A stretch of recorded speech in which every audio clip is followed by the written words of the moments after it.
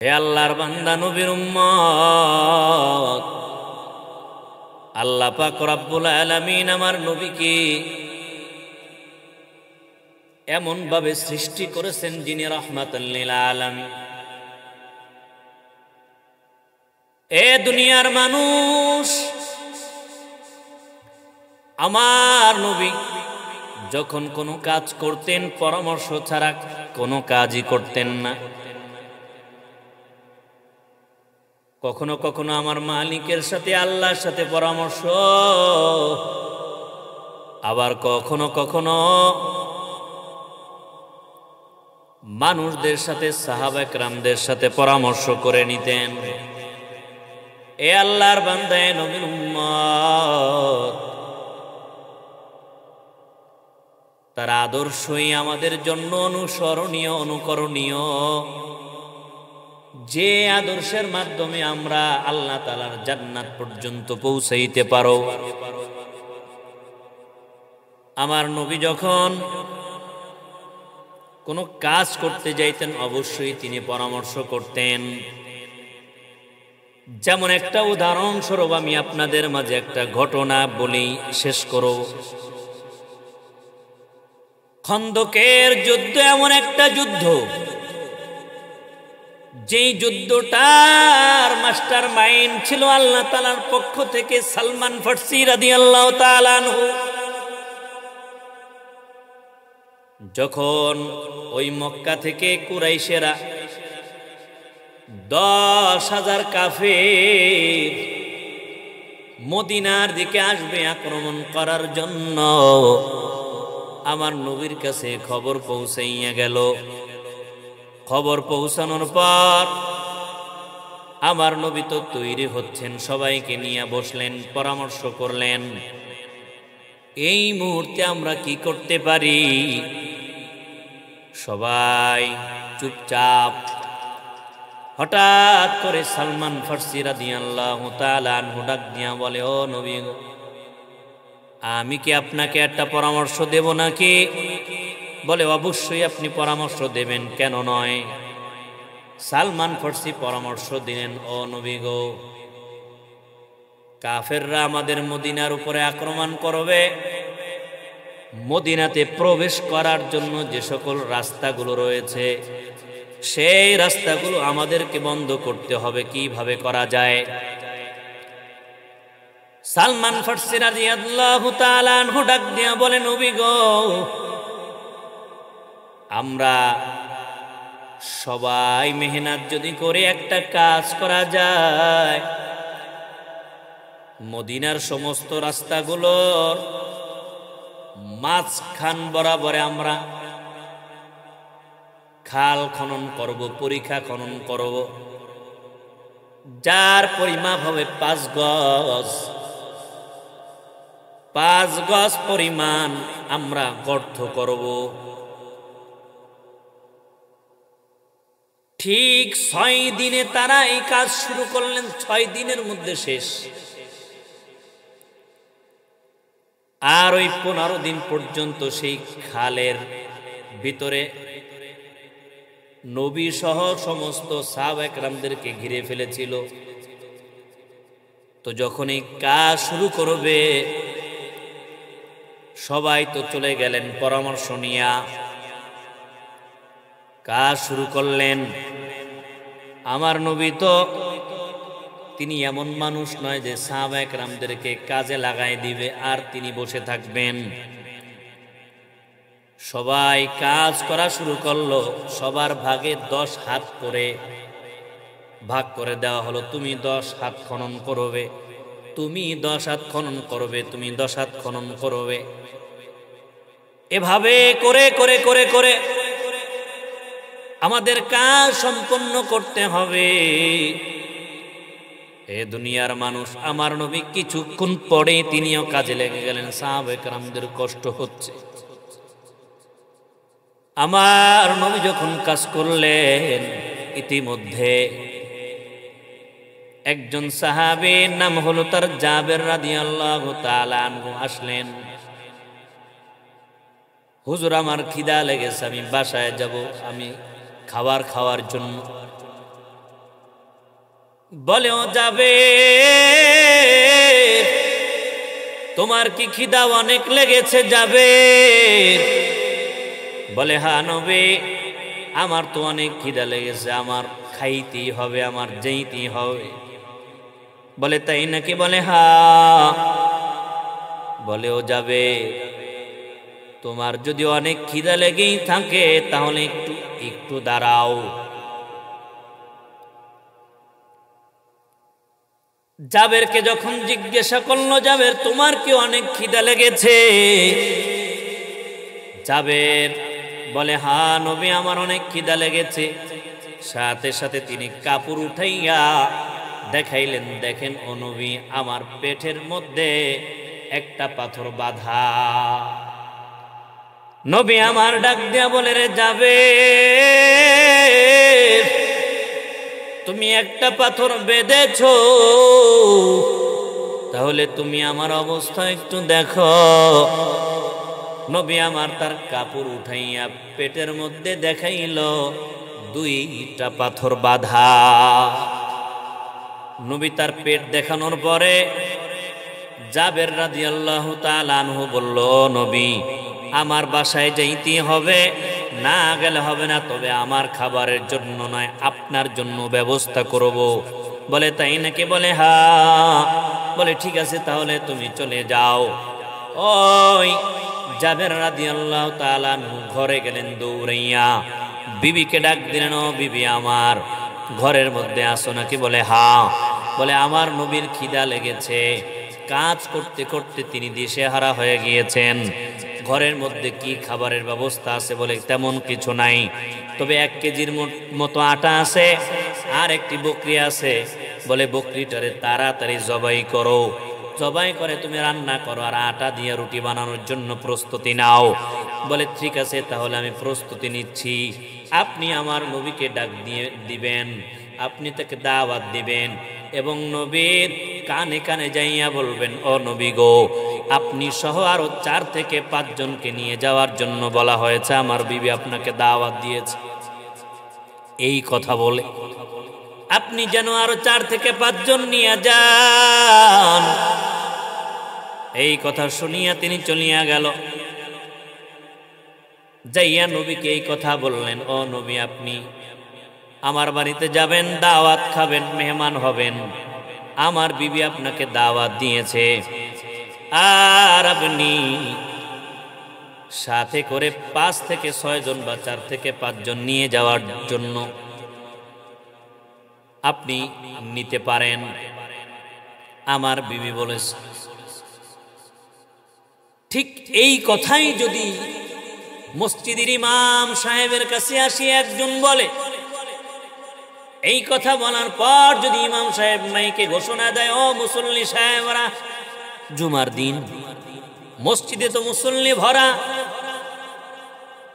যদি মসজিদের ইমাম সাহেব ডাক দেয়া বলে, আমাকে আব্দুর রহমান দাওয়াত দিয়েছে, তার বিবিও আমাকে দাওয়াত দিয়েছে,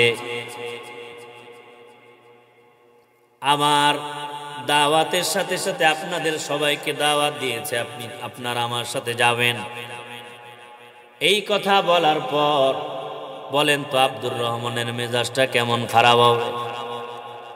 এ আল্লাহর বান্দা জাবের রাদিয়াল্লাহু তাআলা আনহু যখন নবীকে দাওয়াত দিলেন, ঠিক হাজার হাজার সাহাবী কাজ করতেছিল, সবাইকে ডাক দিয়া বলল, হে সাহাবায়ে কেরাম, আমাকে জাবের ডাক দিয়ে, আমাকে জাবের দাওয়াত দিয়েছেন, তার বাসা আমার দাওয়াত খেতেই হবে, অবশ্যই আমি যাব, তবে তার বিবি আমাকে দাওয়াত দেওয়ার সাথে সাথে তোমাদের সবাইকে দাওয়াত দিয়েছে।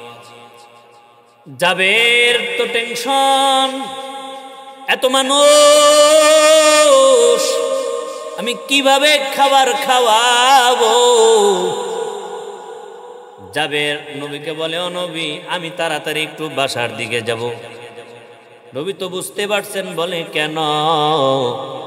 বলে, আপনারা যাবেন একটু প্লেট জগ মগ গোছানোর জন্য, তো একটা প্রস্তুতি আছে না? বলে, ঠিক আছে, যাও। জাবের দৌড় দিয়া বিবিকে ডাক দিয়া বলে, ও বিবি, আমার তো টেনশন। বলে কেন?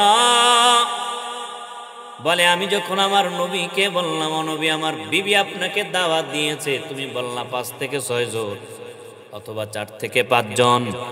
আমার নবী তো দেখি সমস্ত সাহাবা কেরামদেরকে নিয়ে বাড়ির মধ্যে হাজির হবে কিছুক্ষণ পরে। জাবেরের স্ত্রী ডাক দিয়া বলে, ও স্বামী, টেনশনের কোনো কারণ নাই। 4 থেকে 5 জনের খাওয়ানোর দায়িত্ব হলো আমাদের, আর হাজার হাজার সাহাবা একরামদের খাওয়ানোর দায়িত্ব হলো আমার নবী। নবী বাসায় আসলেন। জাবের, যে হুজুর, আমরা তো হাজির হয়েছি, তোমার কি সব তৈরি? বলে হ্যাঁ। বলে খাবার কোথায় রেখেছো, আমাকে একটু সেইখানে নিয়ে যাও।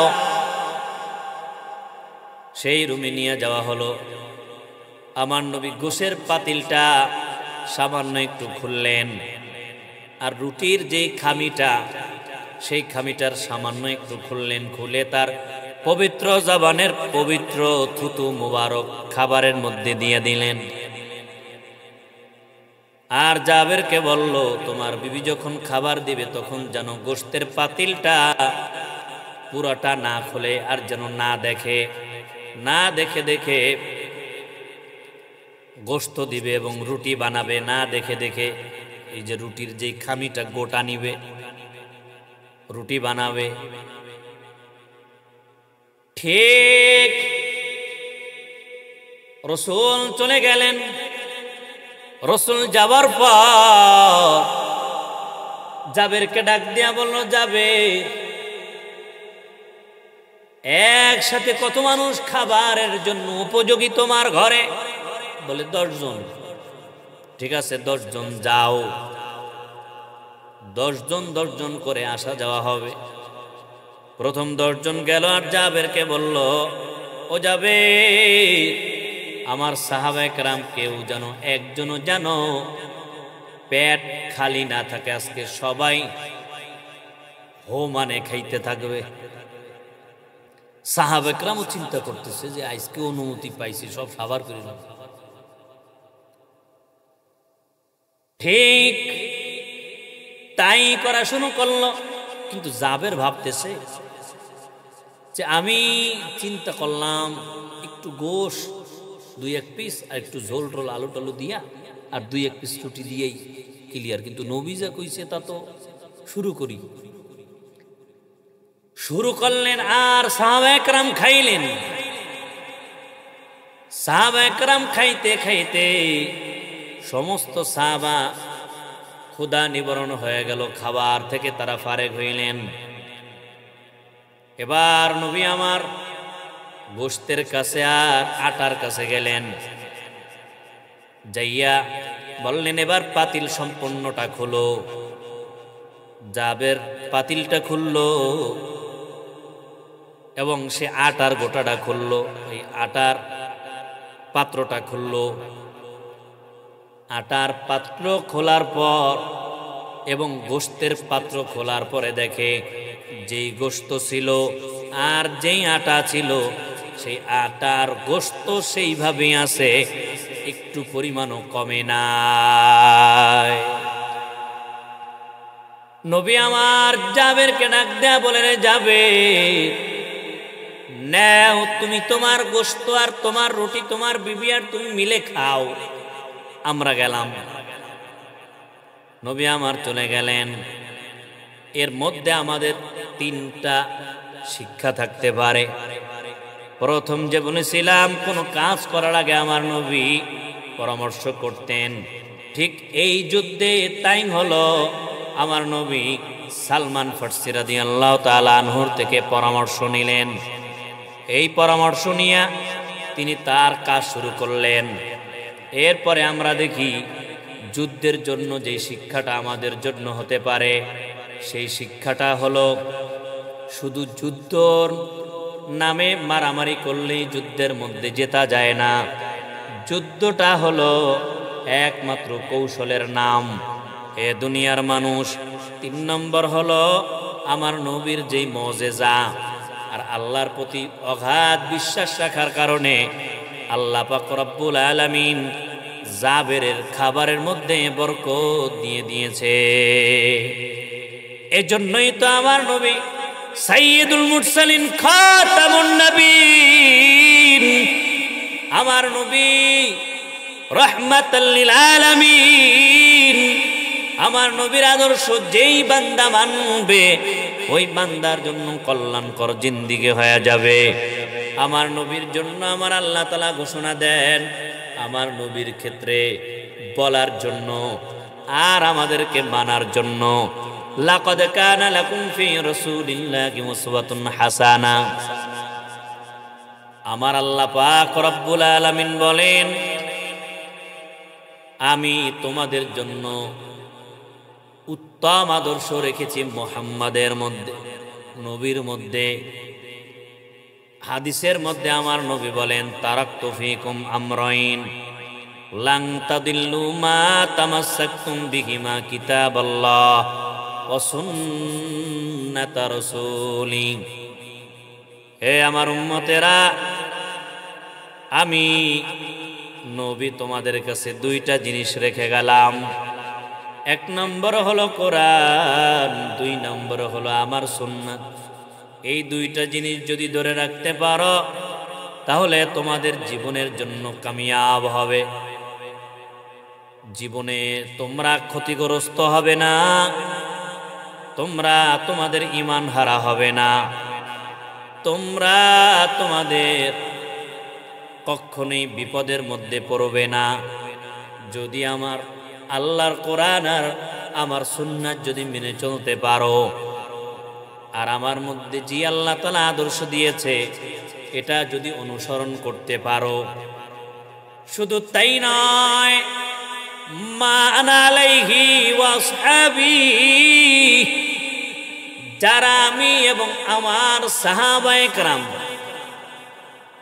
আমি এবং আমার সাহাবায়ে কেরাম তাদেরকে যদি তোমরা মানো, তাদেরকে যদি তোমরা অনুসরণ করো তাহলেই তোমাদের জন্য কামিয়াবি কল্যাণকর একটা জিন্দেগি তৈরি হবে। এ দুনিয়ার মানুষ, আল্লাহ পাক রব্বুল আলামিন আমাকে এবং আপনাদেরকে, আমাদের সবাইকে রাসূলের আদর্শের উপরে ইস্তেকামতের সাথে চলার মতো তৌফিক দান করেন।